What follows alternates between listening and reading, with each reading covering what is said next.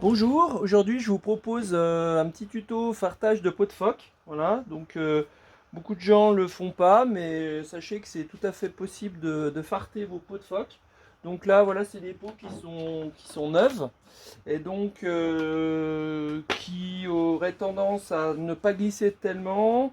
Et le fartage est aussi, bien sûr, un gros avantage, c'est qu'il va limiter le bottage des peaux.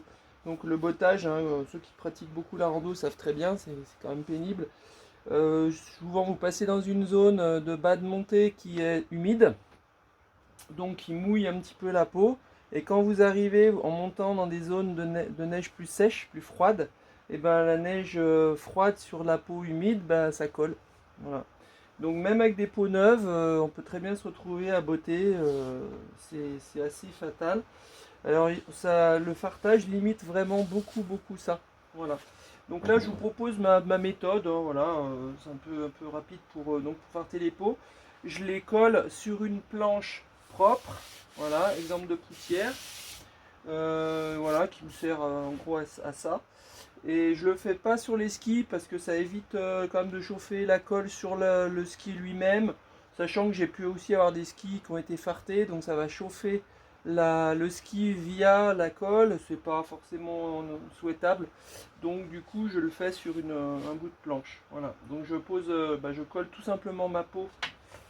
Enfin, je la colle sur la planche. Voilà. Tout simplement.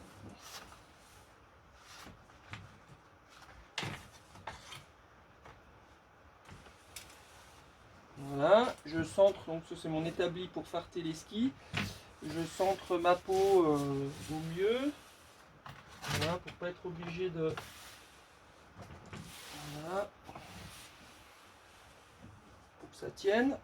Ensuite, eh ben, le fer, je ne l'ai pas branché. Donc du coup, toujours dans l'idée de mes vidéos one shot, peut-être le temps que ça chauffe, ça va mettre un petit peu de temps.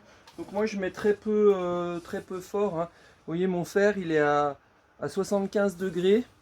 Donc c'est un fer, bon c'est un vieux fer mais qui est toujours fonctionnel, un fer spécifique pour farter, mais vous pouvez utiliser, ceux qui n'ont pas, vous pouvez utiliser des fers à repasser, voilà, pour les vêtements, des vieux fers à repasser, vous pouvez trouver ça à Emmaüs, hein, éventuellement.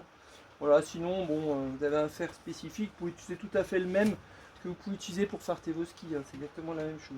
Donc là, je branche. C'est bête, j'ai pas appuyé sur le bouton, tant pis. Ça va chauffer assez vite, hein. Voilà, donc dès que c'est un petit peu chaud, je vais pouvoir commencer à farter. Donc là, j'utilise un petit pain de fart classique, hein, vraiment tout ce qu'il y a de plus bête. C'est du fart, c'est quand même pas de la bougie, c'est quand même vraiment fait pour ça, malgré tout. Enfin, c'est fait pour les skis, mais vous pouvez tout à fait utiliser sur les peaux. Donc après, la technique, elle est toute bête. Vous tenez le fer au-dessus de votre ski. Vous mettez un petit coup pour chauffer votre pain de fart. Voilà, comme ça. Et puis vous raclez comme ça. Voilà. On essaye d'en mettre un petit peu partout, mais d'une manière rapide. Voilà. Toc. Un petit coup sur le fer, un petit coup sur le. C'est exactement le même principe que pour farcer les skis. Ça permet de mettre peu de fart, de pas saturer en fart. Voilà. De limiter le gaspillage. Voilà, donc je fais ça sur toute la peau.